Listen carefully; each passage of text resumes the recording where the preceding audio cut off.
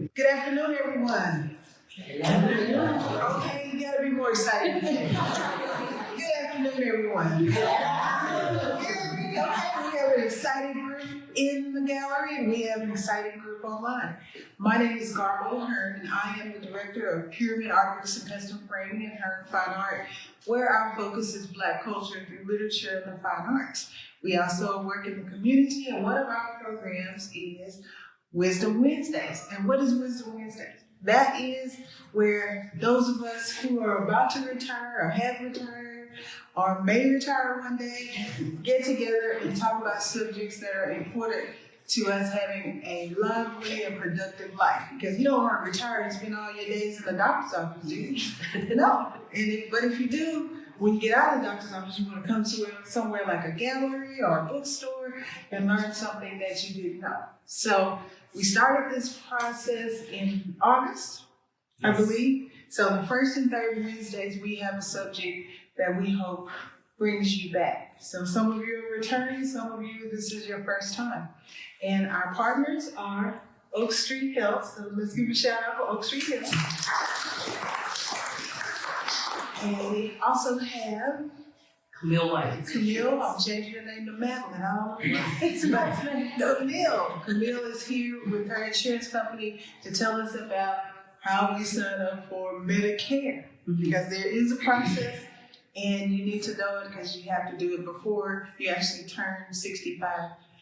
But I don't want to start telling fallacies, so she'll be talking as well. We have some refreshments in the second gallery, but today our special guest is Jill Jones.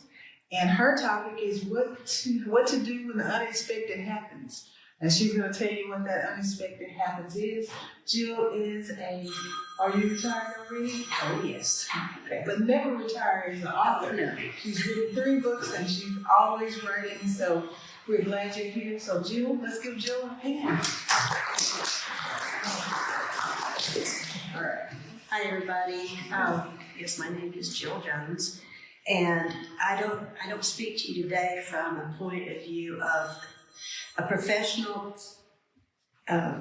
accountant, not accountant, but financial advisor or Medicare advisor. I'm coming to tell a story because that's what I do. I'm a storyteller. And by the way, I've written these 3 plus 11 more. So I've spent my life as a writer, and I've always been pretty savvy about my own affairs, or at least I thought so until last September, my husband passed away unexpectedly. And that's the unexpected I want to tell you about today. But I'm going to start first. And I have a checklist. It's not a PowerPoint, so you don't have to take notes. You'll get a handout. But I'm going to read some of it so I don't forget what I want to say. But sometimes people think that retirement is being put out to pasture, and they don't like it. They don't feel worthy. They don't feel like they're useful. They don't feel like they're wanted, needed. They feel like in the shadows. Well, that's their problem because you don't have to feel that way. For me, I felt like it opened a door to some freedom and some, I earned it. I got my Social Security. I have a little retirement, but I worked all my life for that. And now I want to have some time for myself and my friends and my family, and I do. And I was having a really good time until last September. One of the facts of getting older, you aren't there yet, but is that there will be loss. You may start with your glasses when you're 40 years old. Your eyesight starts a little bit getting off. There's loss of health. There's loss sometimes of loved ones. There's other losses in life too. If you haven't had, hope you don't, but I did, a divorce. There's loss of financial security. There's all kinds of losses. It's how you handle them that makes them handleable. I guess is that a word? Maybe one thing you can do is try to plan ahead for those things you feel like you know will happen. Am I on? Okay. Your next speaker. One of the losses that people face, a lot of people face, is financial instability or financial insecurity. Doesn't mean they don't have money. Might mean they don't know what to do with it. It might mean they don't know all their resources. It might mean, do they have their name on all the checking accounts? I thought we had everything handled. We had our checking accounts with both names. We had a little Schwab account, but my husband's name was first. And when he passed, it was also in his name our H&R Block tax returns. I'm getting ahead of myself here a little bit, but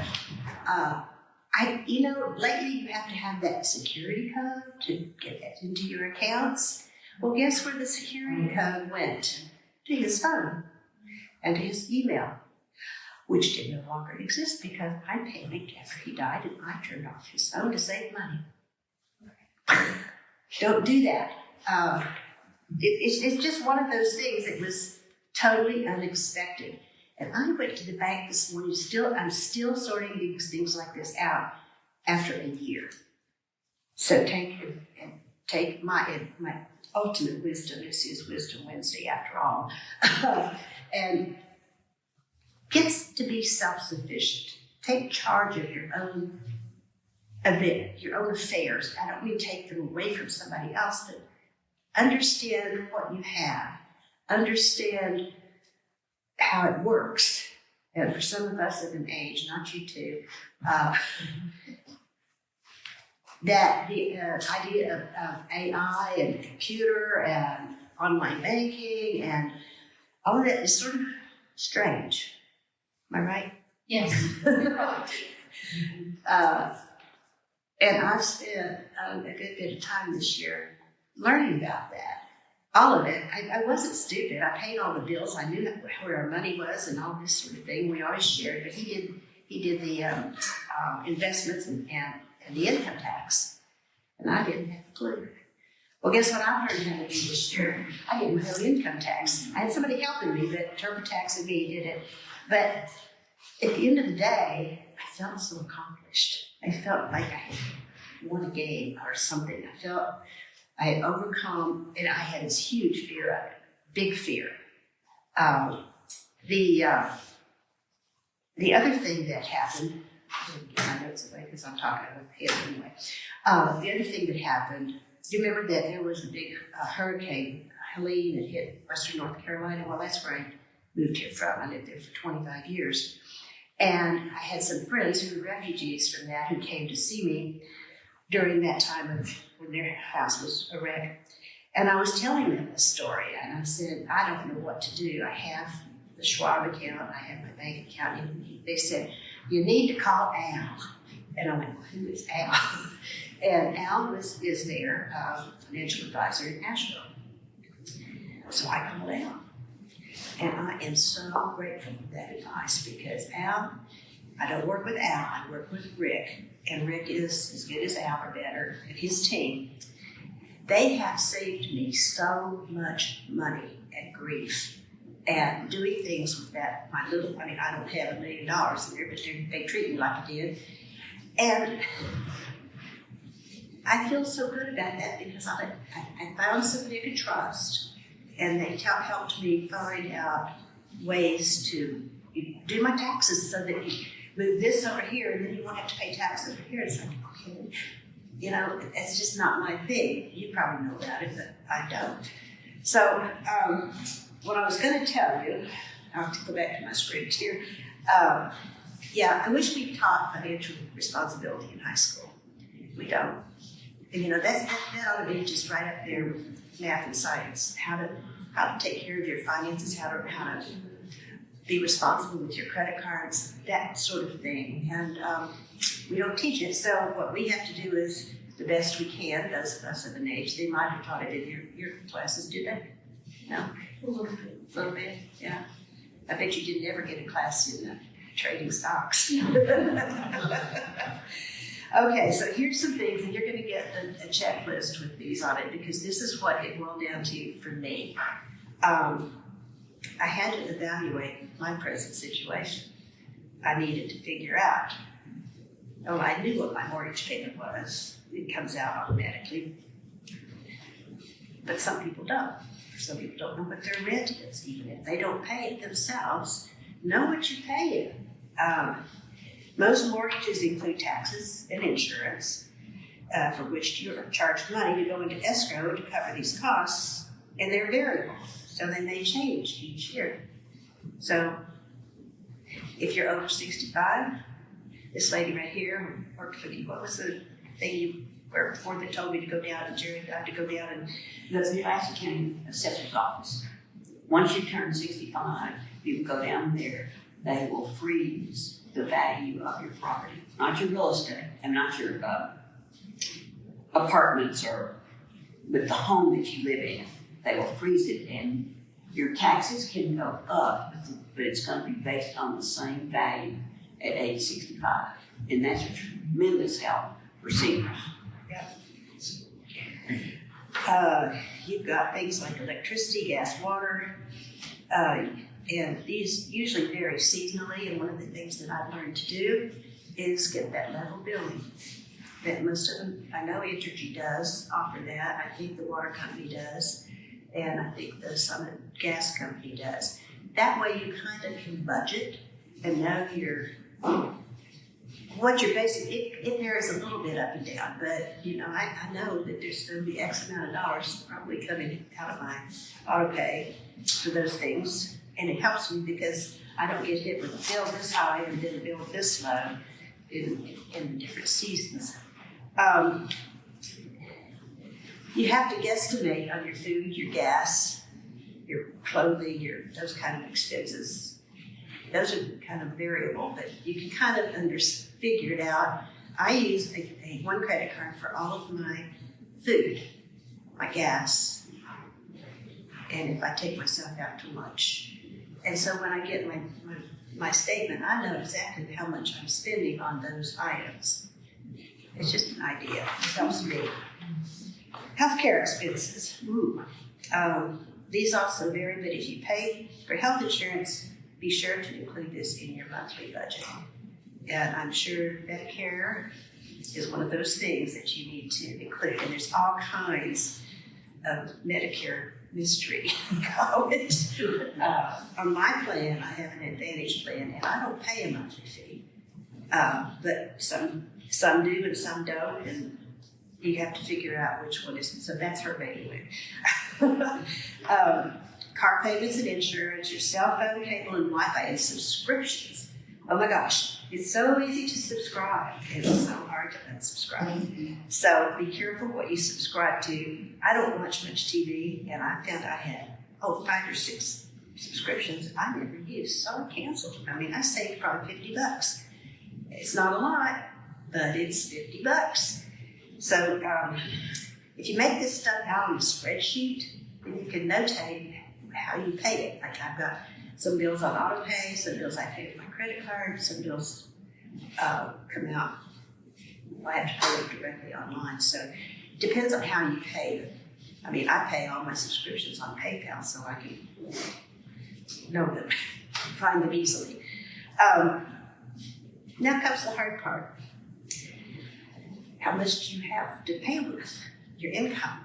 And you need to figure out truly what your income is after taxes. If you're still employed, what your take-home pay is, what your Social Security is. If you have rental income, if you have income, if you're a freelancer doing whatever freelancers do. I've done that before. You still have to pay taxes on that, but see what your income is and see where it balances out. Or if it doesn't, you have to figure out ways to live within your budget. I can't preach this enough because it's so easy to fall into credit card debt. And people do that, what do they call it? Charge one card and pay off the other. Don't do that. Don't do that. And then here comes the part what I was just talking about. Know your account numbers, your passwords, your codes. Well, you can't know your codes because they changed that on purpose. Things that you use when you log into your accounts. I meant to bring this and I didn't. I have a spreadsheet. I call it my cheater. And I keep it, and I have to change it from time to time because I have to change my password because it says it doesn't recognize it sometimes. But it's a page back and front of all the stuff that I need to know when I need to know it. And it also has my credit card numbers, it has my social security number, my kids' social security numbers, my license tag number, because you'd be surprised how often you have to refer to that. And I don't know how safe it is to do this, but it sure helps his old brain to find those things when you need them. I sit in two places. I have a desk in one part of my house, and I sit in my living room sofa, and I have that cheat sheet in both places because I sometimes work in here and I sometimes work in there. Be surprised how handy that comes in. And I've already told you about the cash flow thing. I mean, when Jerry died, but I'm going to repeat it a little bit because, like I said, when he died, that Social Security took his money right out, the one that they had just put right in. He died on the 13th. He was supposed to get paid next Wednesday, and it was gone. And that scared me because my cash flow was like, oh crap, what do I do? Because I didn't even know how to access my savings in the investment account. That's when I canceled his phone and his phone number and all of that. Then when I started working with my financial, I call them my people. I love that. I have people. They were helping me figure out my income tax, and I said, well, I'll check in online on H&R Block. I could not get my own income tax on H&R Block online. I went down to an office, and the young woman helped me there. She couldn't get it from the gods at H&R Block, wherever those are. They couldn't let me have my own information. I was able to get printed copies of my last year. But you can get it from the IRS. It's not that terrible, but it just really pissed me off. I'm sorry, but it did. It was like, this is my income tax too. If I had had him put my number as well as his number on that account, then I could have gone to it. But it's one of those unexpected things that you just don't think about doing. So think about it. That's just things that really jarred me. When you're in deep grief, you don't think about stuff. You just don't. It's just all fuzzy. So what I'm telling you will help you if you would ever be in my situation, or if you're ever just left alone and don't know what to do. Okay, this goes to probably you. Do your estate planning, even if your estate is tiny. Figure out how to let it go when you go. Now, I thought we had this all figured out too. I mean, we went down to Schwab and we did our wills with our attorney across the street. We did our with Schwab. We did set up a trust, family trust. We did the power of attorney for general, power of attorney for health care, and a living will. And I thought that we had it covered. Well, we did a lot of it, and it was very helpful. But those things, if you do them in advance, I cannot imagine how hard it would be to do when somebody suddenly passes and you're left there going, what do we do now? Do it ahead of time. It's not morbid. It's actually kind of free, because when we walked out of that lawyer's office and had all of that done, we went, high five, we did it. And we told our children, and we know who's the executor, and we said there'll be no argument. You don't have a fortune to inherit, but there's a few things like the house that it's cared for because it goes into the trust. This kid is the trustee. Main one, this kid's the second one, and you're out because you didn't forget. No, not out from the will, but to do things hands-on. So I think that's what, Pam, is that what you're going to talk about next week? Yes. Okay, so I won't be late at that point. I've got to listen to this lady next week. Okay, here comes the harder one too. Pre-need arrangements, funeral arrangements, cremation services, whatever you choose. Do it ahead of time. and it was ironic that we did it the February before Jerry died in September. And we chose cremation, and we had a cremation service, and we were paid a small amount each month. Now, when he died, I had to pay the difference. It wasn't on his account, was still owed. But it was so peaceful. When they took him, he was at the VA, and they took him in the walk of honor, they call it, the American flag and all that. The next time I saw him was at the cremation service office in a box. I didn't have to do a thing except pick up his ashes. That sounds kind of grim, but it was so helpful to not have to. He didn't want to, we did plan a great big party, had a blowout in his honor, but it wasn't the typical funeral kind of thing. That's neither here nor there. But the pre-need thing is the here nor there. Try to make plans ahead because, as they say, nobody gets out of here alive. And find a reputable financial advisor. We've already kind of got there. Okay, the last three are face your monsters. Face your monsters. I was so afraid of learning about how to do my income tax. I mean, how to do my financial stuff. I was just very fearful. That was my monster. And when I conquered that monster, when I learned what I needed to know, what I felt inadequate for, I felt very good about myself. My self-confidence was way ahead. Now I have to tell you, never in my life have I lived alone. I had my parents, I had my college roommates, I had my first husband, I had my children, I had my second husband, who just passed away. So I've never lived by myself.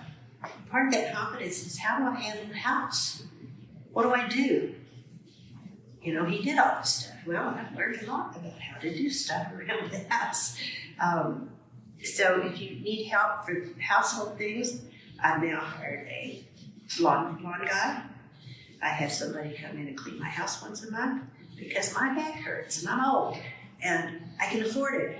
And instead of trying to do it all myself, I found help. And my thinking is it's a whole lot cheaper to do that than to go into an assisted living place. That's my justification for doing that. And facing your monsters anytime in life, anytime, makes a go away. It's amazing. Second next thing is be good to yourself. That falls into somebody comes and cleans my house every month. Be good to yourself. Treat yourself. Go to a special dinner. Do what you can afford to do. If nothing else, just come to the bookstore.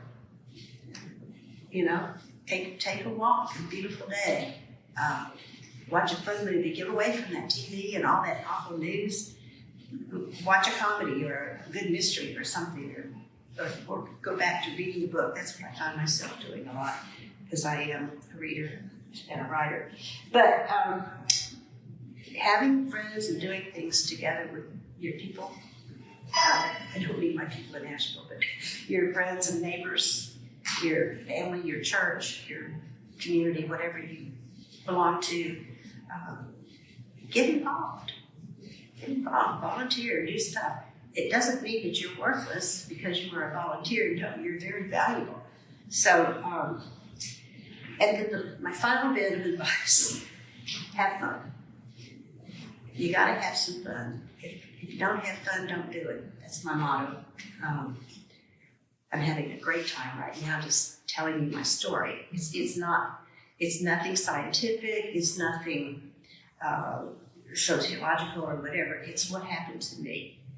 But if we don't tell our stories, who else is going to know what happened to them, that might happen to them that would be preventable? And I am writing my memoirs, and I decided to do that. It sounds very egotistical, but because I'm not anybody important. I'm not the president of the United States or a serial killer. Those are the kind of people that they write books about. But I thought about my grandparents and my parents. I don't know their stories. I have no idea, except a few little clips here and there. I have to say, I'm a very lucky person. I say I won the big lottery. I was born into a loving family, and I'm totally middle class. Nothing horrible bad has ever really happened to me, thank goodness. But I have had a wonderful romp through life, and I want my children to know about it. And I want my grandchildren to know it's possible. There are so many, just to the grind. You know, they fail to look at bigger things like travel. And you can do it if you just want to. But have fun. Make retirement your fun time in life. Give yourself permission to party on. Let the party begin. Amen. Okay, I'm done. Any questions? I have a comment. Thank you for sharing all of these really important things that you shared with us, that you know from hard experience and maybe you don't know yet from hard experience. But as an attorney, I just want to highlight one of the things you talked about, and that is having a medical power of attorney, or sometimes it's called a durable power of attorney. Because you could fall, you could be in a car accident, never planned for these things to happen. But if you're taken to the hospital and you're unconscious, it's critical that somebody knows. In your medical file is a good place to put this, and then there's somebody who is the person making decisions for you. What you feel about being resuscitated or put on life support when there's no chance for you to recover. They're really important questions, and you don't want your doctor just to make his own decision, his or her own decision about you. So you need that, and the person who's going to make those decisions for you, they need to be able to have that piece of paper handy, and they need to know what you really want to have happen. And that needs to be done, I would say, pretty quickly. Thank you for letting me say that. Any other questions and comments? Wish I had a joke to tell. Well, it's been a pleasure to be here. Thank you, Garbo. Why don't you talk about the books on the day? Your books. Oh, really? Okay, these three are the books I wrote after I retired. I was lucky when I lived in Western North Carolina. It's the mountain country. And I was the director of a small history museum, and then I worked for 10 years with an organization called the Blue Ridge National Heritage Area, which covered the 25 counties of Western North Carolina, which is Appalachia, which is where the Cherokee Eastern Band lives, which is where a whole lot of immigrants came before the Revolutionary War. And I wanted to write the story of the cultures that came together during that very tumultuous time. So this is a trilogy because it was too fat of a book to make into one book. And it's the story, three of them, tell the story of those people who came to the New World, if you will. This one is a young woman from Northern Ireland. This is a kid from the Battle of Culloden. He's the only sole survivor. Of course, there were no survivors, but I do write fiction. And that's his story and her story. Of course, they come together, and this is the end of it.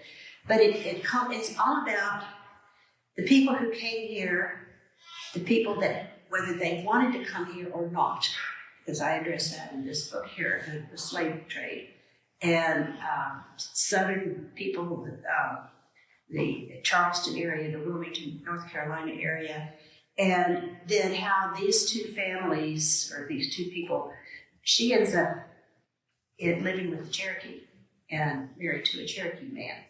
He ends up married to a woman that he comes across the ocean with the family. And oh, spoiler, but she gets murdered by the Indians. And her husband gets killed by the British. And it's a story that is so complex but it tells how it must have been those times when nobody knew, whether to trust these Indians or those Indians. And some of them you could. I mean, some of them were friendly. And of course, then there's a native story like, who do we trust? These white people or these white people or no white people? There's all this talk about culture conflict. And The story ends here at a battle that actually took place in almost in North Carolina. It's just across the border. It's kind of south of Charlotte at Kings Mountain. And it has to do when the British, there was a major that sent word to the pioneers, or the patriots, whatever you want to call them. They crossed the line that the British had established with Indians, and they were settling up there. And this guy over here said, I'm going to come, if you don't move back over here, I'm going to kill your cows, rape your women, and steal your kids. We don't say that to mountain men. You just don't. And they collected a ragtag band of militia, I guess you'd say. I mean, they had their long rifles, their hunting rifles that they would use for food. And all told, probably, I think there were 6 or 7 groups that came from Virginia, North Carolina, Georgia, and the mountains of West Virginia. And they gathered at Sycamore Shoals and marched, it was in October, and they marched all the way across mountains, down the valley, into the central part of North Carolina, and met this guy at it was a mountain. It's this little mountain in the middle of nowhere. And it's called Kings Mountain. Now here's the British guy up here with his troops. He thinks he has the high ground. Well, these mountain men had learned to fight from the Native Americans. They had learned the art of guerrilla warfare, and they had a plan. And I'm going to tell the story because it's just too cool. Here's this guy who thinks he's hot stuff, and he wears a checkered, they call it a duster, a coat. Well, the mountain men learned about the duster, and sure enough, one group would come up and shoot and then retreat. Another group would come up and shoot, and they freaked out the British, because that's not how the British, they fought like this. And finally, somebody got the guy in the duster, and it's the battle that Thomas Jefferson said turned the tide of the Revolutionary War. That's a story of the South. Nobody hears about that. You hear about, George Washington and Boston and all the places up north. But it was there. Then there was another fight in the middle of North Carolina, and then there was Yorktown. So that's my story, and I'm sticking to it. These books are available at Gerber's Wonderful Store. So I have heard about getting something from that event. Oh, Give a number, let's see who wins. okay. What number you got? Number. And the winning number is 14. Okay. That would be Velma Hunter. Okay. She just walked back out. And the president of the committee. That's it. I climax. Okay. Number 7. Number 7 is Camille Watkins. Yeah. So which one of these books would you like to have? I'll start at the beginning. That's a good idea. Which one is it? It's the green one. The green one, okay. So. That convinced you to buy the other two, don't you? Yeah. Someone started with big shape. Okay. Make it read. Number 9. Number 9. Number 9 is Pam Abrams. All right. So you get through 2. I mean, you like the Bible. So one in. You gotta buy one first. Okay, and the final winner is number 5. Number 5 is Sheila Singleton. All right. Oh, good. Can we have? Thank you. Well, I hope you all enjoy it. Let's give it your hand. Thank you so much.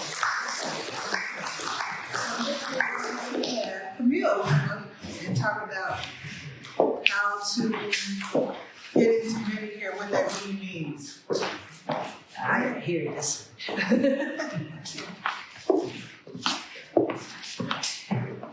Hi, my name is Camille Watkins. I am a life and health insurance agent. I am an independent agent. What that means is I represent you. as far as finding the best plan from the right carrier. So whether that's Aetna, Humana, even WellCare, you know that you can trust that you're getting the plan that's for you.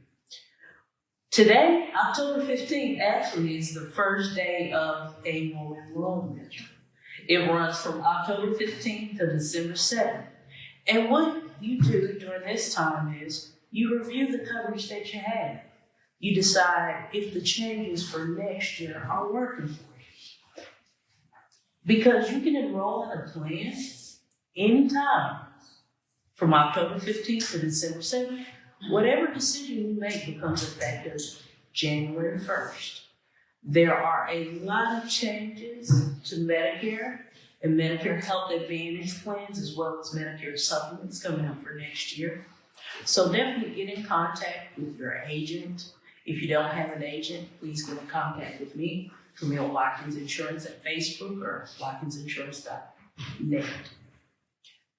Also, know that you have the opportunity every year to keep your coverage too.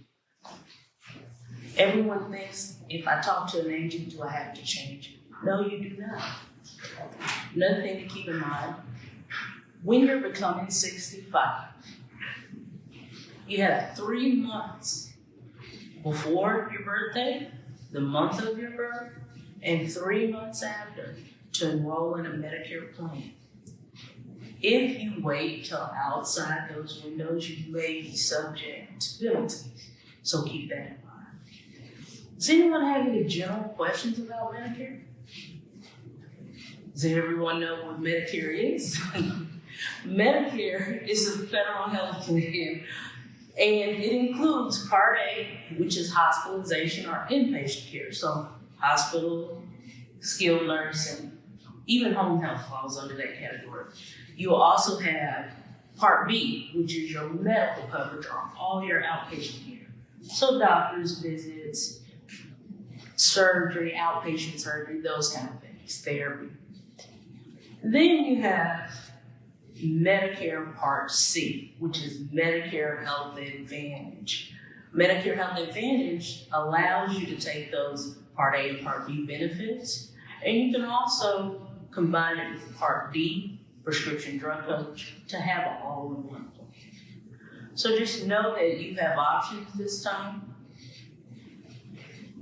Go ahead. Is it free? No, Medicare is not free. In general, your payroll taxes pay for Part A or your hospitalization.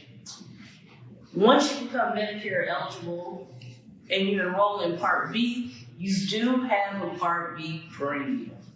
That Part B premium does vary based on your income, and you pay it every month. Now, there are a few exceptions to that, but Medicare isn't free. It's paid for through premiums and payroll taxes. Yeah. And Would you never pay the payroll taxes? if you never pay payroll taxes, you'll pay a penalty for, well, not a penalty, you'll pay a premium for Part A. Because in general, when your Part A becomes effective, if you did work, you do not have a premium. Or if your spouse worked too, there's still a lot of stay-at-home partners. So all you need is 40 quarters or 10 years working in your whole lifespan, so 16 to 65. But in general, no, it isn't free. Now you may see advertisements saying no cost. That doesn't necessarily mean free. So keep that in mind all the time. Camille, with the government being shut down, do they know what the premium you're going to be at this point? Because I was thinking there was something, Congress is getting ready to take away subsidies or something. Mm-hmm. I mean, are we kind of in limbo land at the moment for costs? In a lot of ways, we are. Right now, the estimates are out. The official announcement for the Part B premium and the Part A premiums haven't come out yet.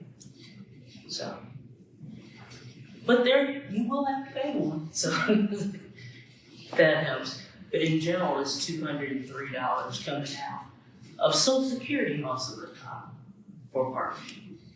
And again, that can be higher or lower based on your income. I would just like to highly recommend using an agent. I have my people in Asheville and I have my people here. And one of them is an agent that has helped me wade through this, so call her. There's one thing to keep in mind. Before you retire, if you're fortunate enough to have employer coverage, one time a year, you usually have to pick between plans 1, 2, and 3. That's all the thought that ever goes into it, and you rock along. Once you become Medicare eligible, you literally have hundreds of plans to choose from, and your plans will change from year to year. So it's always a good idea to get in contact with an agent that you trust, and someone that you can talk to all through the year too. Okay, well, thank you. Thank you. This is probably the most important part of our program, is getting this information, so thank you, Camille. So, now I get to do a commercial for Pyramid Artists and Custom Printing. In January, we're gonna start our Grandparents or Friends Bail Battle Book Club. And what that means is your child or loved one will receive a book once a month, and of course on their birthday. So you remember when you used to get those highlights? I think I'm dating myself. Do you know what highlights are? You know.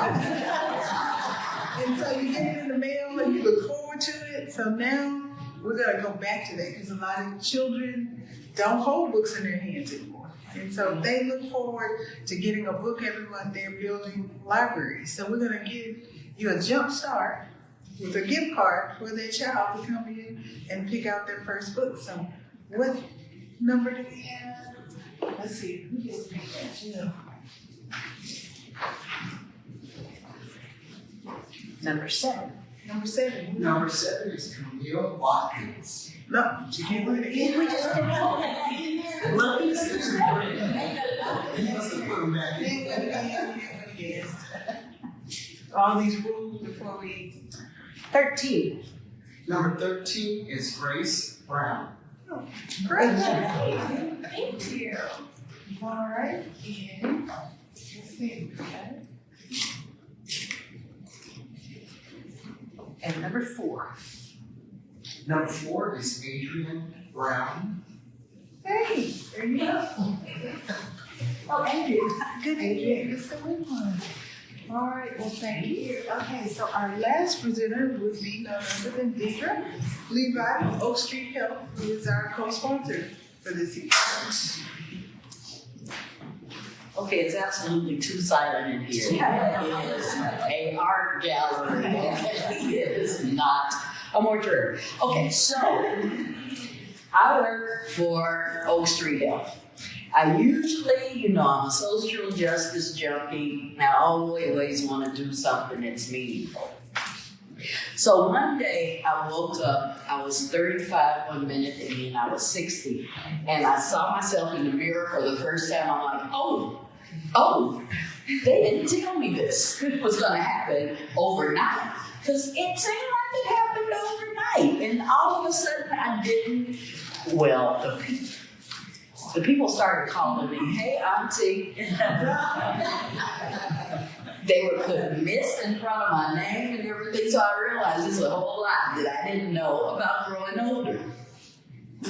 I really didn't know the things that were going to slip my mind. So when I went to the doctor, I should say this softly.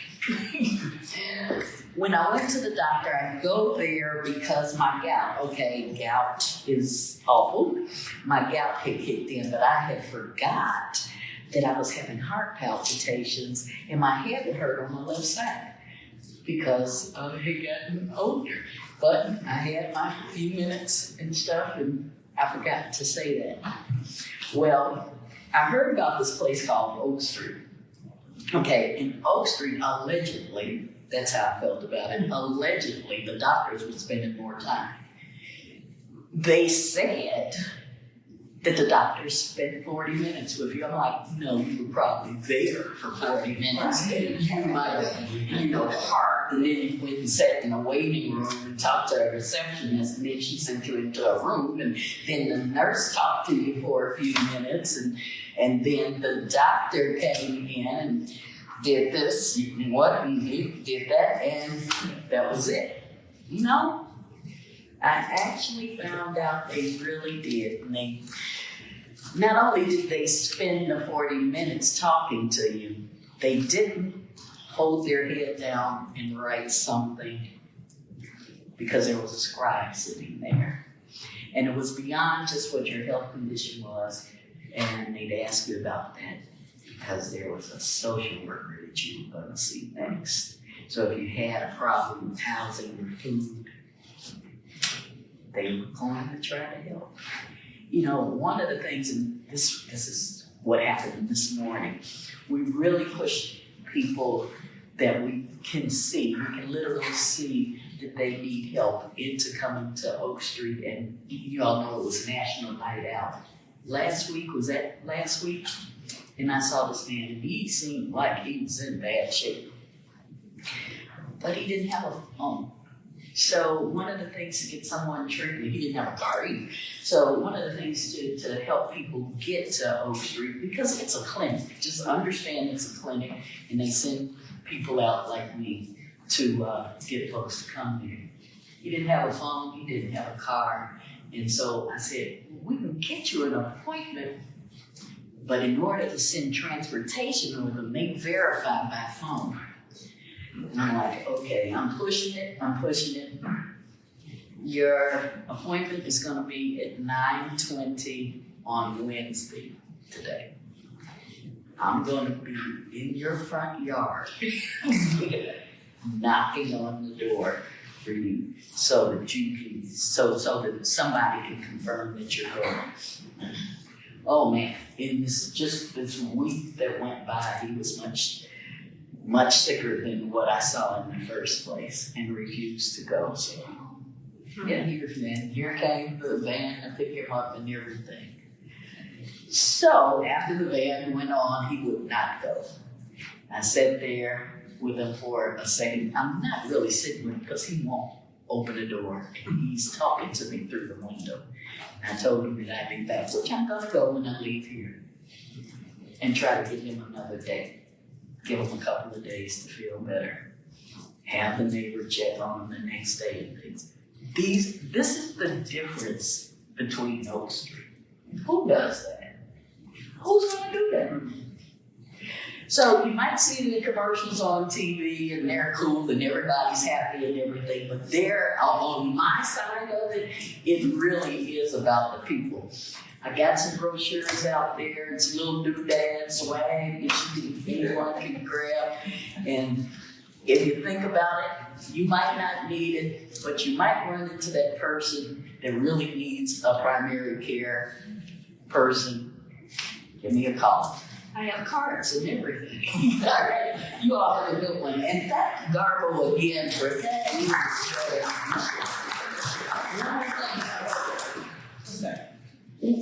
If you are part of an organization that deals with seniors, we can set up something like this wherever you are. Okay, your church or some type of sorority or fraternal organizations, we do that too. Okay. Thank you all. So, Oak Street Cares, Camille Cares, Pyramid Art Books and Custom Framing, and Heart and Fine Art Cares. And there is a doctor's office at the end of the line. He's not a part of Oak Street, but he's been a doctor for almost 40 years plus. He's the old school. You see a doctor, you don't see a nurse. Anyway, enough for that commercial. But I'm going to do a commercial. This Saturday, we will have Gloria Brown Marshall here at 1:30, and she'll be talking about her new book, A Protest History of the United States. This is very timely because protests are needed now. But she is a constitutional lawyer who has traveled the world. She understands what the Constitution means and what it doesn't mean, and how you can protest without going to jail. So come back on Saturday at 1:30. And you're sitting in Heart and Fine Art. And how many of you were here last month? Has it changed?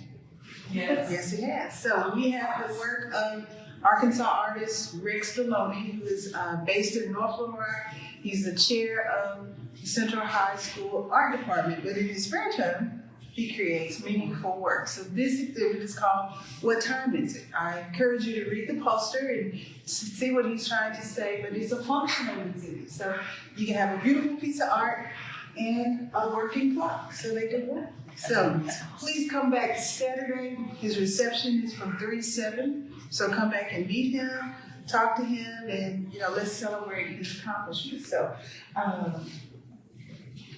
next Wednesday, we have our very own Pam Abrams who will be talking about. Please get up and come up here and introduce yourself and tell us what you'll be talking about, because this is a great follow-up for the conversation we had today. Good afternoon, everyone. I'm looking forward to the talk. I was excited when Barbara reached out to me. I am an attorney and I do specialize in estate planning. I've learned a lot. I'm a late attorney. I retired from the VA as a social worker, so it fits right nicely with law. And so I've learned a lot. Most of my customers are people who are 62 or older. We're going to cover some topics that Jill has touched upon and some that she didn't. And one thing I want everyone to remember, everyone's story is different. And what happens is people talk, well, my so-and-so said this happened. Okay, we're not going to talk about that. We're going to talk about your situation. So I look forward to next November 5th. November 5th, the first Wednesday.